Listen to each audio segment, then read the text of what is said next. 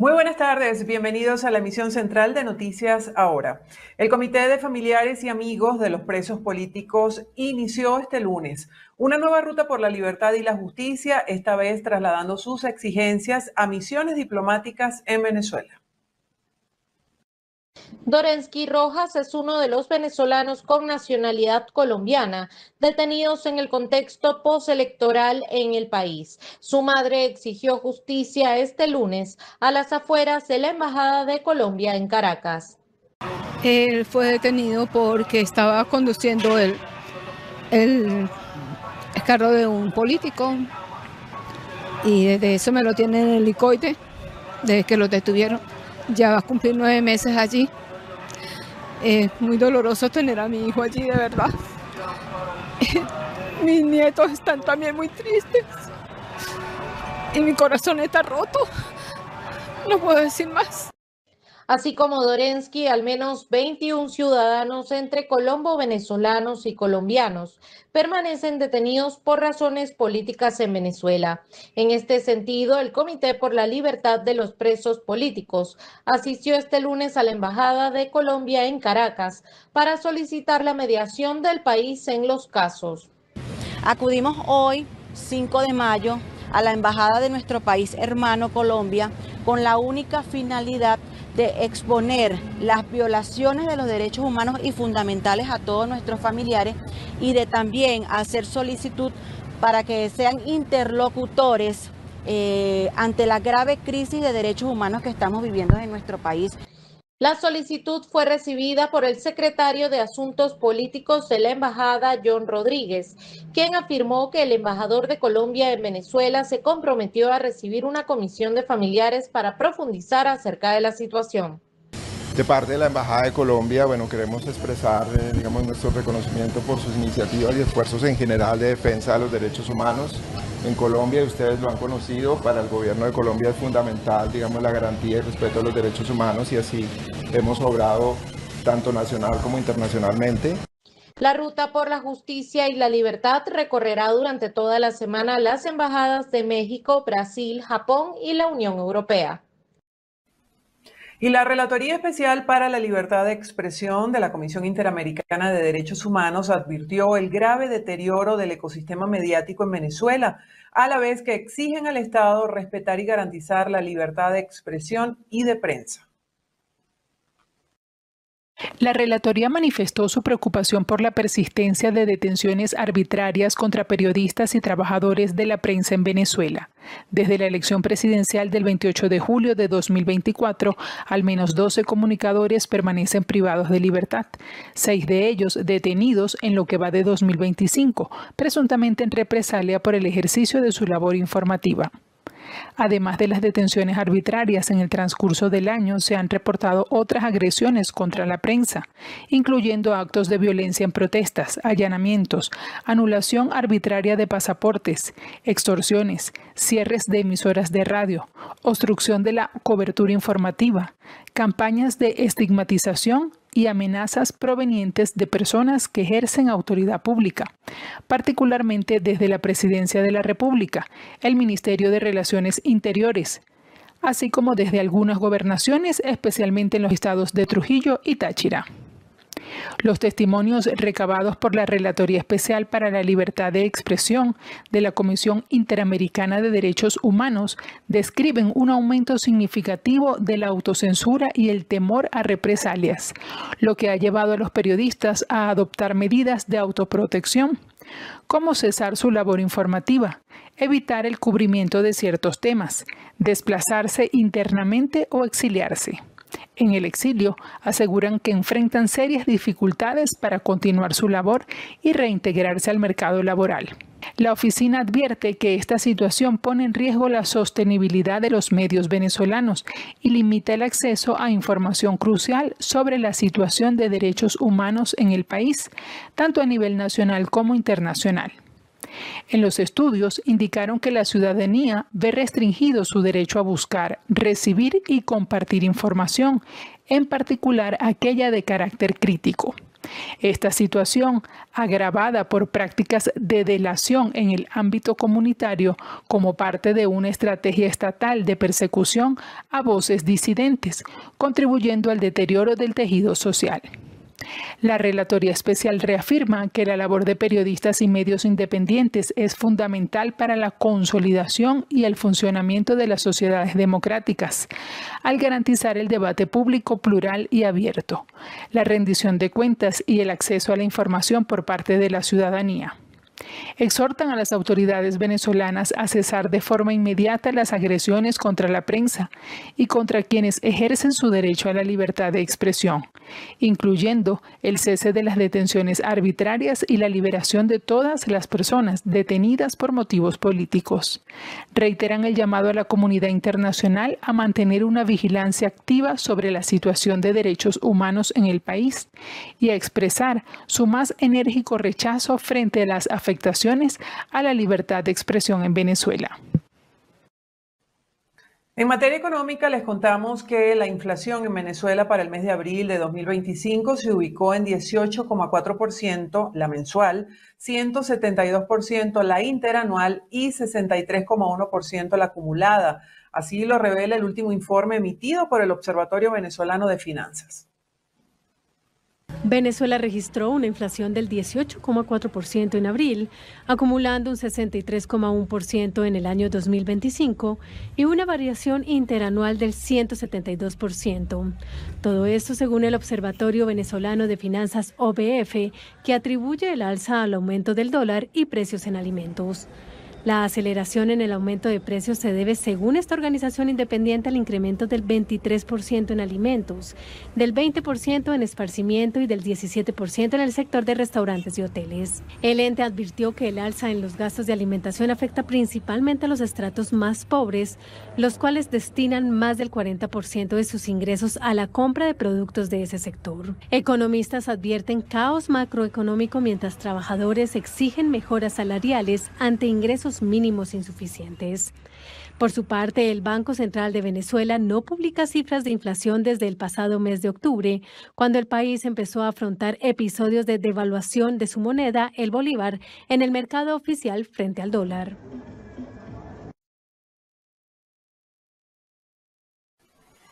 En otra información, la administración del presidente Donald Trump anunció que pagará $1,000 a los inmigrantes que se encuentren de forma irregular en Estados Unidos y decidan regresar voluntariamente a sus países de origen. Según informó el Departamento de Seguridad Nacional de Estados Unidos, esta medida forma parte de los esfuerzos del gobierno por avanzar en su agenda de deportaciones masivas. A través de un comunicado oficial, explicó que también cubrirá los gastos de viaje de quienes opten por esta modalidad. Además, quienes informen su decisión utilizando la aplicación CBP Home serán despriorizados en los procesos de detención y expulsión por parte de las autoridades migratorias. La secretaria Kristi Noem señaló que quien se encuentra ilegalmente en Estados Unidos, la autodeportación es la manera más segura y económica de salir de Estados Unidos y evitar un arresto. El gobierno estadounidense ya financió el boleto aéreo de un migrante que partió desde Chicago hacia Honduras y confirmó que hay otros traslados programados para los próximos días.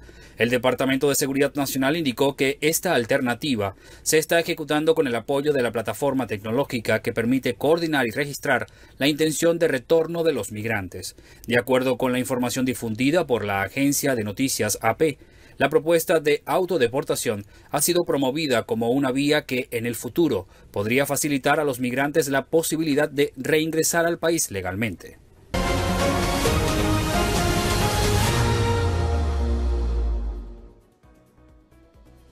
Continuamos. La madrugada de este domingo, un comisario en jefe de la Policía Nacional Bolivariana y su acompañante fueron asesinados de múltiples disparos en un hecho registrado en el estado Aragua. Así iniciamos nuestra sección Regiones de Venezuela.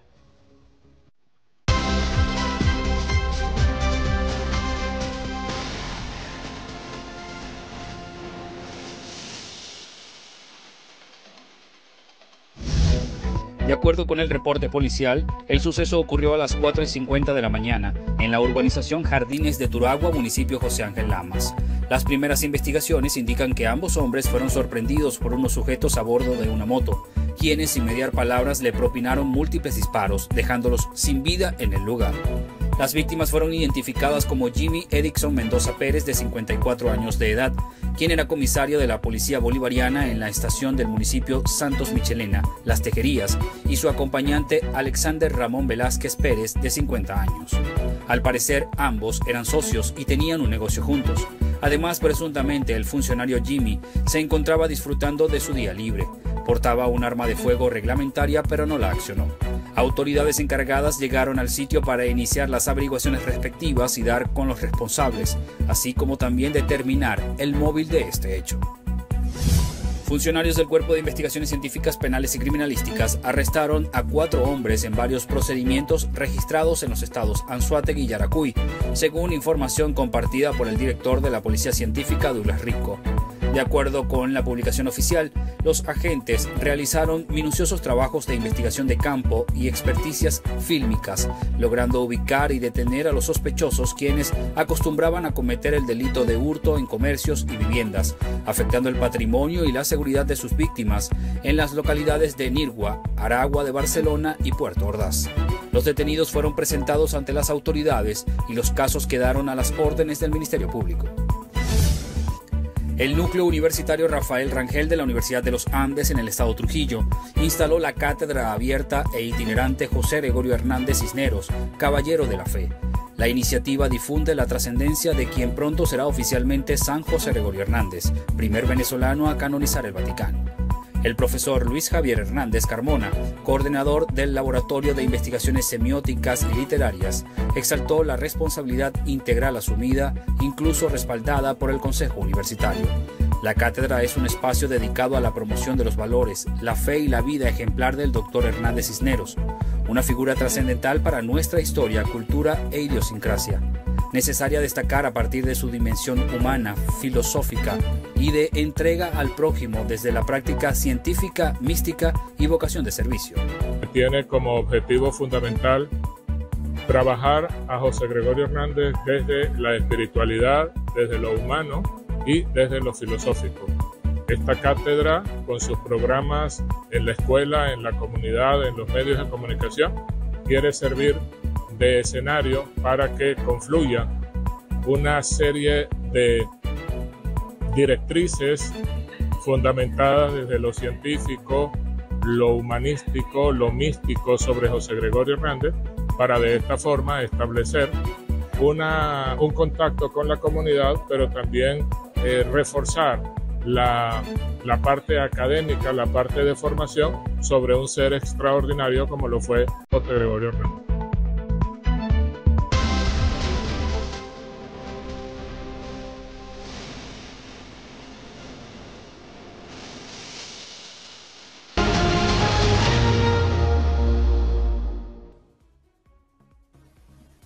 Y España remitirá este lunes una carta a la jefa de la diplomacia europea, Kaja Kallas, para que en la próxima reunión de ministros de Asuntos Exteriores se debata la petición del gobierno de que Europa se movilice para romper el bloqueo israelí en Gaza y pueda entrar la ayuda humanitaria.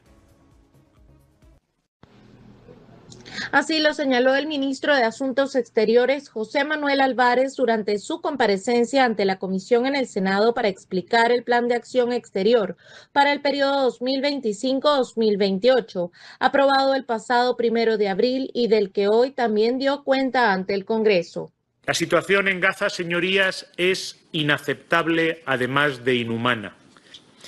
Y con el objetivo de acabar con estas violaciones del derecho internacional y con la voluntad de garantizar la rendición de cuentas, les anuncio que vamos a apoyar al Alto Comisionado de las Naciones Unidas para los Derechos Humanos para que incremente sus esfuerzos de investigación de las violaciones de los derechos humanos y de los crímenes de guerra en Gaza.